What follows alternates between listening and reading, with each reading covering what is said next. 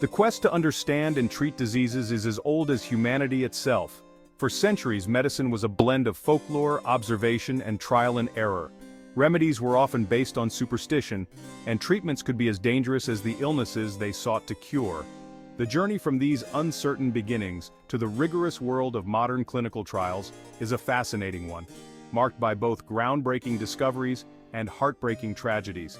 The concept of a clinical trial where treatments are systematically tested on human subjects evolved gradually. It required a shift in thinking, a move away from anecdotal evidence towards a more scientific and standardized approach. This evolution was driven by the dedication of countless physicians and researchers who recognized the need for a more reliable way to evaluate the effectiveness of treatments. This journey was not without its missteps. The history of clinical trials is also a history of unforeseen consequences, of the constant struggle to balance scientific progress with the safety and well-being of patients. By examining both the triumphs and the tragedies, we gain a deeper understanding of the ethical considerations that must guide medical research. Only through acknowledging past mistakes can we strive to prevent them in the future. In the 1700s, scurvy, a debilitating disease caused by vitamin C deficiency, was a scourge of sailors on long voyages. These long sea journeys, often lasting months, deprived sailors of fresh fruits and vegetables, leading to severe health issues. Dr. James Lind, a Scottish physician in the Royal Navy, observed the devastating effects of scurvy firsthand. He was deeply troubled by the high mortality rate among sailors due to this preventable disease. Sailors suffering from the disease experienced fatigue, weakness, and bleeding gums, often succumbing to the illness. The lack of effective treatment options made scurvy a dreaded condition among seafarers. Determined to find a cure, Lind conducted what is considered one of the first documented clinical trials in 1747. His innovative approach aimed to systematically test various treatments to identify an effective remedy. He selected 12 sailors with scurvy and divided them into 6 groups. Each group was carefully monitored to ensure accurate results. Each group received a different treatment alongside their regular diet.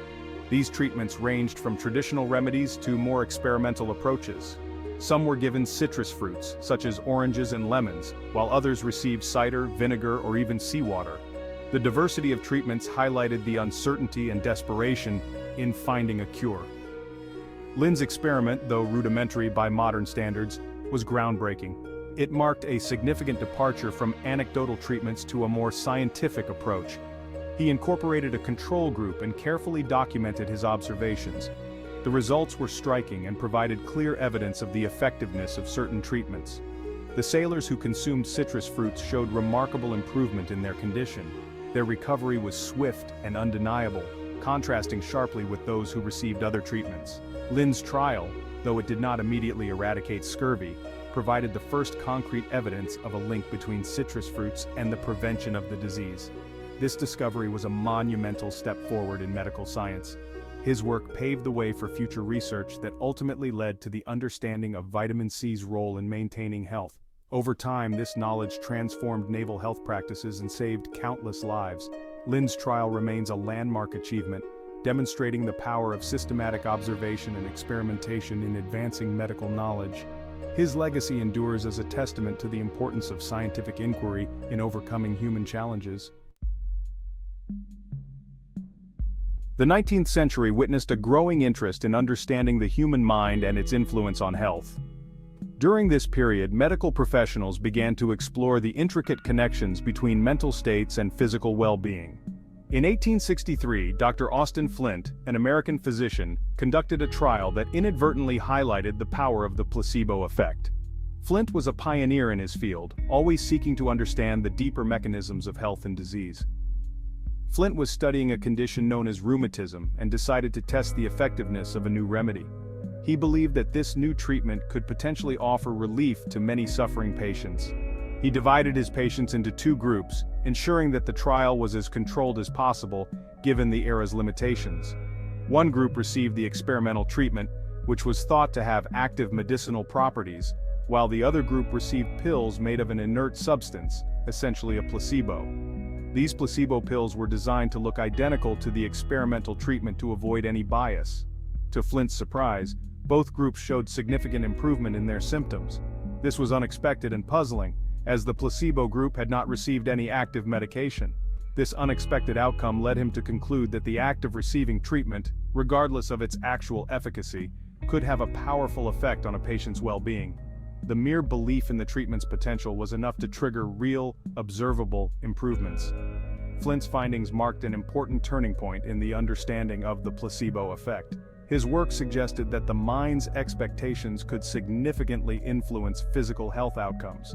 It became increasingly clear that the mind played a significant role in health and illness. This realization opened new avenues for exploring how psychological factors could be harnessed in medical treatments. This realization had profound implications for the design and interpretation of clinical trials. Researchers began to understand the necessity of accounting for the placebo effect to ensure the validity of their findings.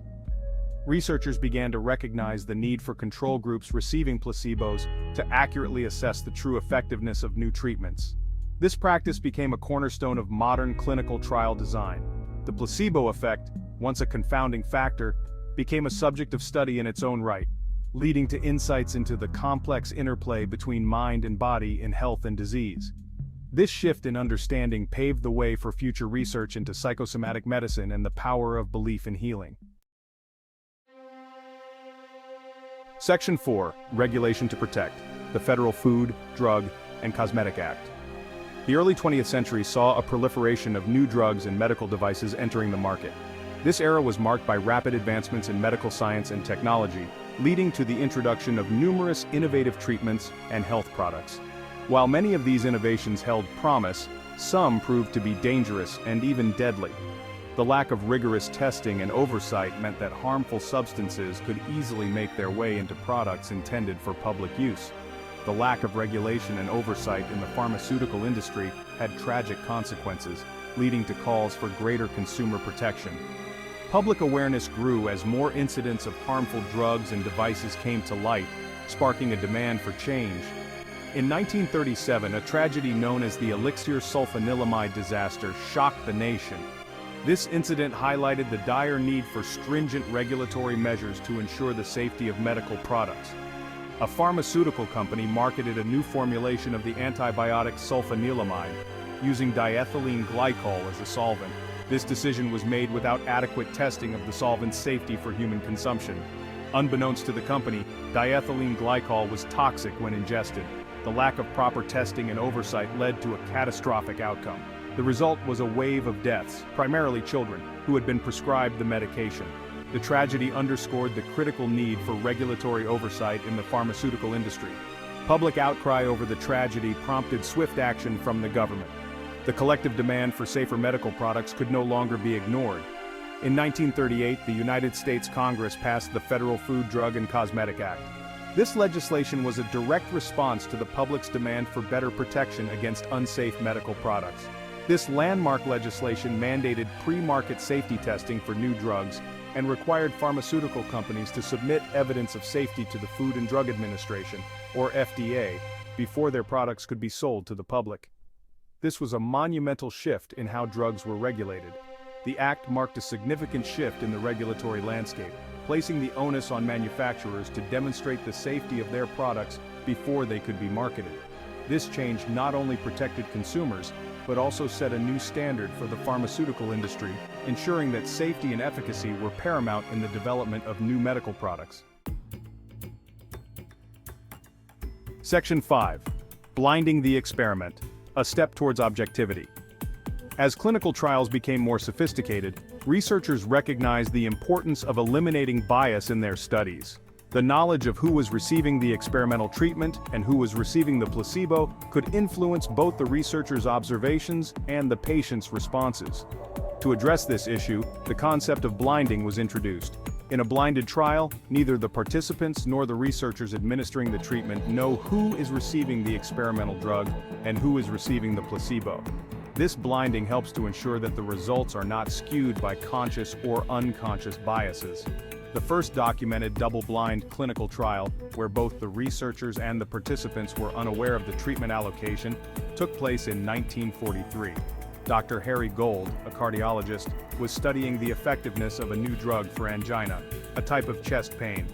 Gold's trial demonstrated the feasibility and importance of blinding in clinical research. The double-blind method quickly gained traction and became the gold standard for clinical trials, particularly in studies evaluating the effectiveness of new drugs and treatments. By minimizing bias, blinding enhances the reliability and objectivity of clinical trial results. Section 6. Randomization, leveling the playing field in research. While blinding addressed the issue of bias during a trial, researchers recognized the need to ensure that the groups being compared were as similar as possible at the outset. This led to the adoption of randomization as a crucial element of clinical trial design. Randomization involves assigning participants to different treatment groups using a chance-based method, such as flipping a coin or using a computer-generated random sequence. This ensures that each participant has an equal chance of being assigned to any of the study groups, minimizing the risk of systematic differences between the groups. The first randomized curative trial took place in 1946. The trial, led by Dr. Austin Bradford Hill, a British statistician and epidemiologist, investigated the use of the antibiotic streptomycin to treat tuberculosis. Hill's trial was groundbreaking in its use of randomization to ensure that the groups being compared were as similar as possible. The results of the trial demonstrated the effectiveness of streptomycin in treating tuberculosis, ushering in a new era of antibiotic therapy. The trial also solidified the importance of randomization in clinical research, ensuring that results were more likely to reflect the true effects of the treatment being studied.